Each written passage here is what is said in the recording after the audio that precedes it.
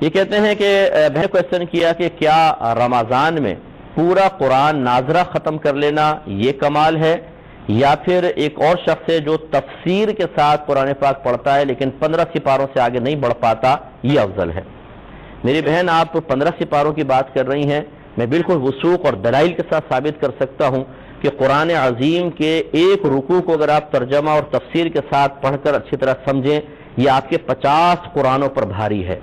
ہماری عوام نے تو سمجھا ہی نہیں ہے، نہ پیغام الہی کو سمجھا نہ کچھ۔ میں آسان الفاظ میں آپ کو عرض کرتا ہوں، ایک بادشاہ نے اپنے غلام کو ایک خط بھیجا اور کہا کہ اس میں 10 احکام ہیں، فوراً سے پیشتر ان کو پورا کرو۔ لیکن جب غلام کے پاس وہ خط پہنچتا ہے وہ پڑھتا نہیں ہے، اس کو سونگھتا ہے،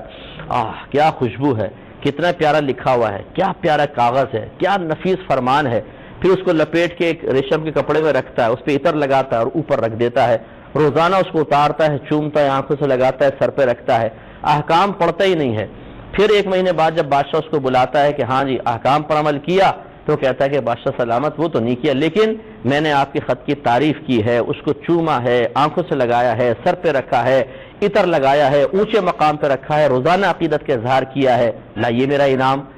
تو آپ بتائیں دیانتداری سے بادشاہ سے انعام دے گا یا سزا دے گا؟ کیونکہ خط بھیجنے کا مقصد چموانا نہیں تھا، اس کی تعظیم کروانا نہیں تھا، احکام پر عمل پیرا ہونا یہ مطلوب بادشاہ تھا۔ اسی طریقے سے قرآن ہے کہ اللہ نے قرآن اس لیے نازل نہیں کیا کہ آپ اس کو چومیں، آنکھوں سے لگائیں، سر پہ رکھیں، صرف عربی عبارت پڑھیں، بچی رخصت ہونے لگے تو اس کے سر پر رکھ کر اس کو رخصت کر دیں، اور باہم جھگڑے ہوں تو اس پہ حلف اٹھائے جائیں، بلکہ اللہ تعالیٰ نے قرآن پاک کو اس لیے نازل فرمایا تاکہ اس کو پڑھیں، اس کو سمجھیں، اس کی آیات کی روشنی میں اپنا محاسبہ کریں، اپنے عمل کو درست کریں، اس کے احکامات پر عمل کریں۔ اب جو امتی اس کو سمجھتا ہی نہیں ہے، پوری زندگی گزر گئی، پڑھے جا رہے ہیں قرآن پاک بس عربی عبارت، اور اگر پوچھیں کیا لکھا ہوا ہے کچھ سمجھ میں نہیں آ رہا، یعنی پیغام الہی سمجھنے کی فرصت نہیں، حتیٰ کہ موت آ گئی اور پوری زندگی اس طرح دنیا سے رخصت ہو گئے کہ پوری زندگی میں ایک بار بھی اللہ کے پیغام کو سمجھنے کی توفیق حاصل نہ ہوئی، اور پھر یہ سمجھے کہ مجھے اس پر انعام ملے گا۔ تو میں یہ نہیں کہہ رہا ہوں کہ جو عربی عبارت پڑھتا ہے اس کو ثواب نہیں ملے گا، لیکن قرآن حصول ثواب کے لیے نازل نہیں کیا گیا۔ قرآن اٹھا کے پڑھے، قرآن کو اس لیے نازل کیا گیا تاکہ اس کی آیات پر عمل کیا جائے۔ لہٰذا جو ایک رکوع پڑھے اسے اچھی طرح سمجھ کے پڑھے، پھر اپنا عملی محاسبہ کرے، اگر اس میں کوئی قابل عمل بات ہے اسے اپنی ذات پر نافذ کرے، کسی ممنوع شے کا ذکر ہے اور وہ ہمارے اندر ہے تو اس گندی عادت کو اپنے اندر سے نکالے، یہ اس کے 50 قرآن پڑھنے سے بہتر ہے۔ اس بات کو سمجھ لیجئے، میں بلا تمثیل عرض کر رہا ہوں، اس سے نہیں ملا رہا ہوں، بلا تمثیل عرض کر رہا ہوں کہ ایک طرف 100 من پیاز رکھ لیں اور ایک طرف 1 کلو سونا رکھ لیں۔ اگر آپ کو آفر کی جائے کہ 1 کلو سونا لے لو یا 100 من پیاز لے لو، اور آپ کہیں جی 100 من پیاز لیں گے، تو آپ کی بے وقوفی کا پروانہ جاری کرنے کی ضرورت نہیں ہے، سب کہیں گے یہ احمق ہیں۔ مقدار کے اعتبار سے کم ہے لیکن مالیت کے اعتبار سے زیادہ ہے، تو جو قرآن سوچ سمجھ کے پڑھے گا اس کا زیادہ ثواب ہے۔ ہماری بڑی بوڑھیاں بیٹھ جاتی ہیں، پڑھ رہی ہیں قرآن زبردست، رمضان میں جی کتنے قرآن ختم کیے، اس دفعہ بھی میں نے 10 قرآن ختم کر لیے۔ کیا فائدہ ہوا 10 قرآن ختم کرنے کا؟ صرف ثواب؟ اس لیے تو قرآن نازل نہیں کیا گیا تھا،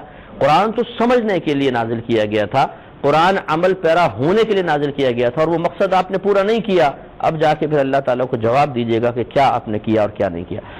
قرآن سمجھ کے پڑھیں،